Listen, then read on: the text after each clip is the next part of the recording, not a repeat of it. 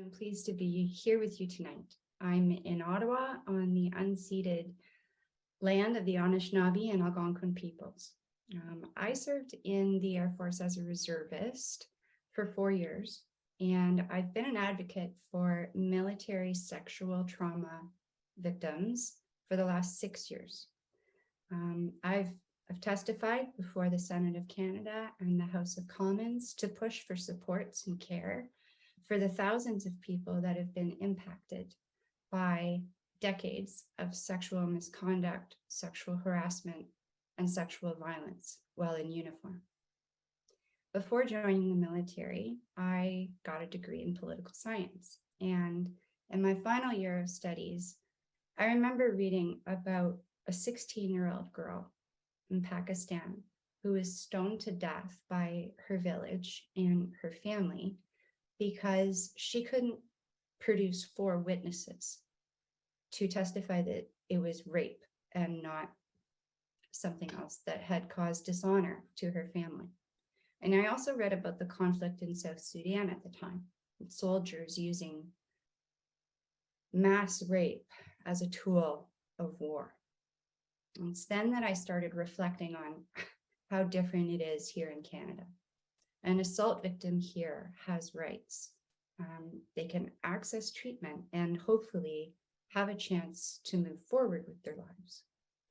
It was also at that time I started reading stories and seeing pictures of women in uniform in Afghanistan.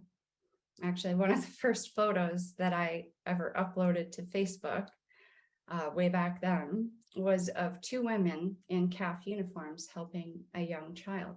And I captioned it, the bravest Canadian women ever. And that makes me sound like an idealist, but I felt that way. My dad raised us to hold a secret space in our heart for his father, who had died in the Second World War, and to have respect for all those who serve their country. So to him and my mother, service mattered, and so it mattered to us, and it still matters to this day. My dad was an honorary colonel of the Algonquin Regiment, and I remember going to parades with him. I'd watch him walk the ranks, and I saw the drill, and I saw the weapons handling and the exactness of it all. And I loved the formality of it. It was very appealing. At that time, coming through a bit of a wild ride in my 20s, I was looking for discipline and consistency in my life. So all of that combined with those formative last years at university made the difference. And I decided to join the CAF in 2010. So my first year and a half were amazing in uniform. It felt so good to be part of something bigger than myself. I felt so close with the people I worked with. There was this just a sense of community. People call it Canada's biggest family. Everything was lining up perfectly. And then one night changed everything for me. My drink was drugged at an official function, and I was raped in my room that night. So to be betrayed so thoroughly by someone who took the same oath as me crushed me, and it's more than I could accept. I jumped at that point. I took a medical release when it was offered, and I didn't look back for quite a while. I desperately needed help, but I didn't get it. My health has declined so much in the years since, and I can't begin to express how difficult that's been for my family, my husband, my 2 young kids, my parents. This affects them as much or even more than me sometimes now.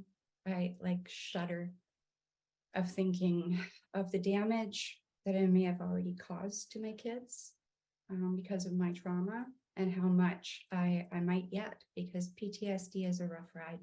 It's chronic. It flares up and dies down, but it's always lurking.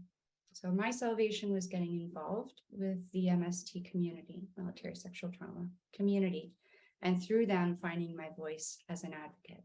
And without advocating, I'm not sure that I'd feel comfortable calling myself a veteran, to be honest. I didn't start to call myself a veteran or think I was one until I started engaging in advocacy.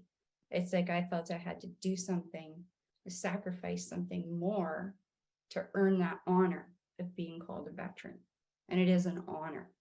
But all of this, anyway, leading up to tonight, has made me ask some serious questions. Like, when we think of a veteran, what service matters? Like, do we care only about those who fought in the big wars? Do we include those who were deployed, but not those who weren't? Do we feel for the injured, but forget to think about those who released when they were healthy? And do we recognize an amputation, but fail to see an invisible illness?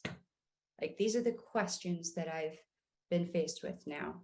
Whose service matters and what pain matters? Because I discounted my own for so long. And I felt invisible for so long. And what I hope tonight's conversation can bring about is a new understanding of how diverse veterans are and how diverse our experiences are. My injuries are mostly invisible, but I don't want to feel invisible. Veterans, I'm sorry, Remembrance Day can be very, very difficult. But I'm glad that I've reached the point that I can call myself a veteran. I'm proud to say it. And I'm just very grateful for the chance to be here with all of you tonight. Thank you.